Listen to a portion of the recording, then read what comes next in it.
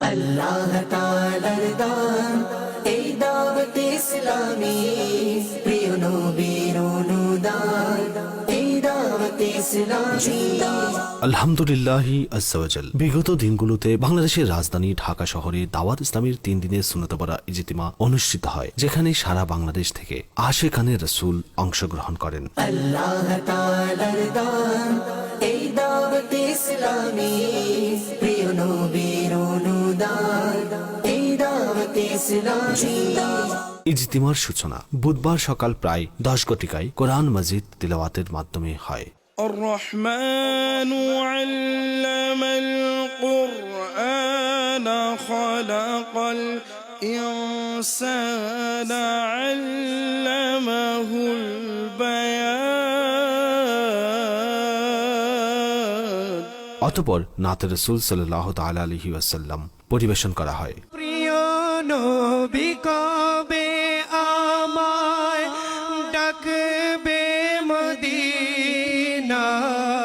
ইজতিমার বিভিন্ন অধিবেশনে দাওয়াত ইসলামীর মুবাল্লিগগণ দ্বীনী সংশোধনমূলক, আচার ব্যবহারমূলক এবং সামাজিক বিষয়সমূহের উপর সুন্নত পড়া বয়ান করেন। আলা হযরত আলী রাহমাতুর রহমান ফাতাওয়া রাজিবিয়াতে বলেন, নবী ব্যতীত অন্য কেউ নবীর সমকক্ষ হতে পারে না। বলে বার ইলাহি আমার বন্ধুকে নেককার বানিয়ে দাও, এই দোয়া করতেছে তাওয়াফের মধ্যে। কেউ বলল ভাই এটা কেমন দোয়া? ওই ব্যক্তি বলল আমি এখান থেকে যখন বাড়িতে যাব বন্ধুদের আড্ডায় তো বসে যাব, যদি বন্ধু নেককার হয় তার নেককারে আমিও সুবাসিত হব, আর বন্ধু গুনাহগার হলে আমিও তো বরবাদ হয়ে যাব। কিবলা শেখে তরিকত আমির আহলে সুন্নাত দামাত বরকাতুল আলিয়া পুরো দুনিয়ার উম্মতে মুসলিমাকে সুন্নতের রঙে রঙিন করতে চাচ্ছে।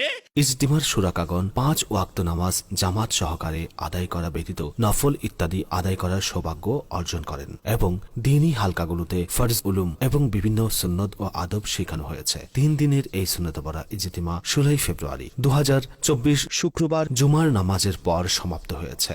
প্রিয় নবীর চোখের শীতলতা নামাজ, প্রিয় নবীর মনের শান্তি হলো নামাজ, সব ইবাদত হতে উত্তম হলো নামাজ। মদিনা শরীফ তো কাছে চলে আসতেছে।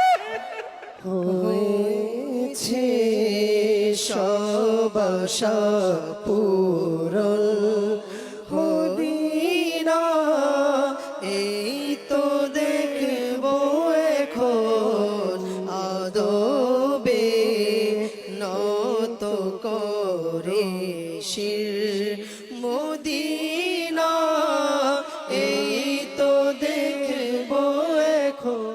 হে আল্লাহ, আজকে হাজারো লাখো তোমার নবীর উম্মত এই ঢাকার জমিনে ময়দানে জমা হয়েছে, তোমার জিকির করার সুযোগ পেয়েছে। ইয়া আল্লাহ, তোমার নবীর দরবারে সালাম পেশ করার সুযোগ পেয়েছে। আরেকটু দয়া করে দাও, আমাদের জিন্দেগির গুনাহগুলোকে ক্ষমা করে দাও। ইয়া নবী সালাম আলাইকা, ইয়া রাসূল সালাম আলাইকা।